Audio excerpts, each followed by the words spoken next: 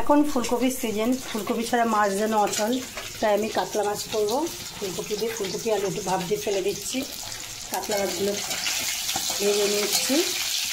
এখানে টমেটো, আদা, রসুন, পেঁয়াজ, শুকনো লঙ্কা, এটাকে আমি একটু সিদ্ধ করে নিয়ে পেস্ট করে দেব।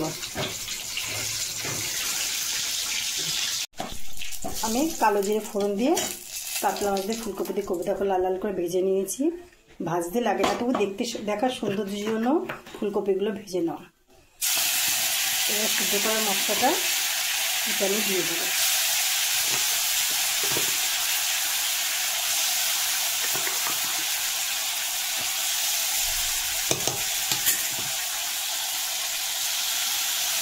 সবটা দেবো না, বেশি হয়ে যাবে।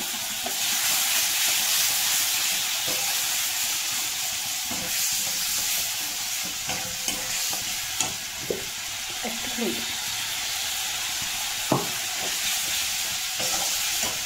হলুদ দিয়ে দিই।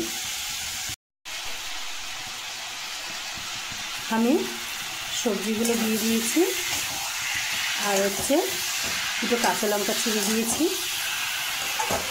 আমি একসাথে এগুলোকে করবো। শীতকালে কিছু কিছু জিনিস ছাড়া যেন অচল, যেমন ফুলকপি এখন যে কোনো মাছে দাও ভালো লাগবে, ধনেপাতা এখন যে কোনো মাছে দাও খুবই ভালো লাগবে খেতে। আস্তে আস্তে সিম দিয়ে কষানো হবে। দেখো বন্ধুরা, যেহেতু আমার এগুলো সব সিদ্ধ করা ছিল তো মশলাটা ছিল, ওই জন্য আমার বেশিক্ষণ করতে লাগেনি। দেখো আমার তেল ছেড়ে দিয়েছে সুন্দরভাবে। আমি এবারে জলটা দিয়ে দেবো। আর কপি তো ভাজাই ছিল, দেখো কত সুন্দর জল ছেড়ে তেল ছেড়ে দিয়েছে। জলটাকে দিয়ে দিই।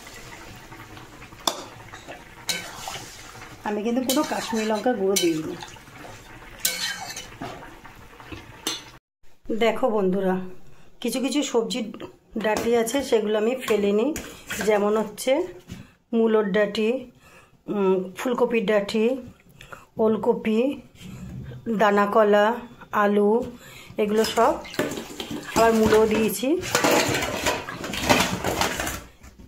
এইগুলো সব ভাপ দিয়ে একটু ফেলে দিয়েছি, মূলো টুলো সব কিছু দিয়ে, কিন্তু কলাটা দিয়ে ফেলিনি। কলাটা ভাপ দিইনি, কলাটা নুন হলুদ মাখিয়ে ফেলে দিয়েছি। এগুলো একটা চচ্চড়ি করব, খেতে খুব ভালো লাগে। এখন শীতের সিজন, সব সবজির ডাঁটা দিয়ে চচ্চড়ি এটা করি। মাছের ঝোলটা হয়ে গেছে,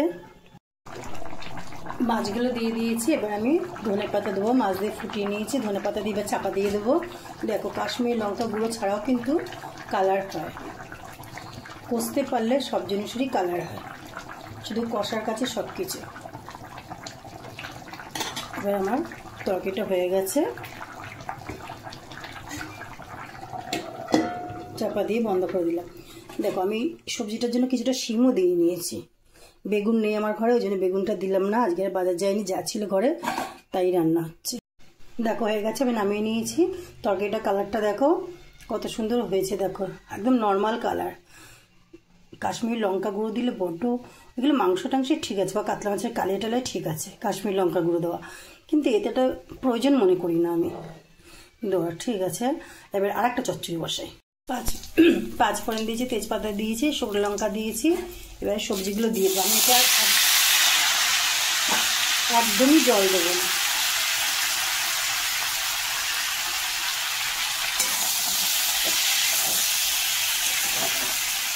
নুন দিয়ে চাপা দিয়ে দেবো।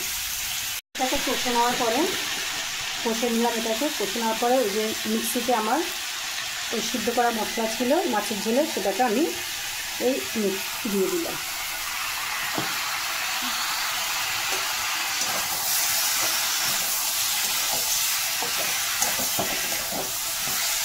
এবারে কষতে কষতে আমার এটা হয়ে যাবে।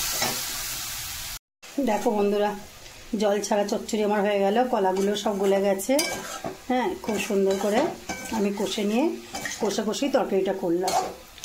সব কিছুই গলে গেছে, একটু বেগুনটা রয়ে গেছে, বেগুনটা থাকলে আরও খুব ভালো লাগতো। ব্যাস আমার হয়ে গেছে তরকারিটা, আমি নামিয়ে নেবো। আজকের মতন বাই বন্ধুরা।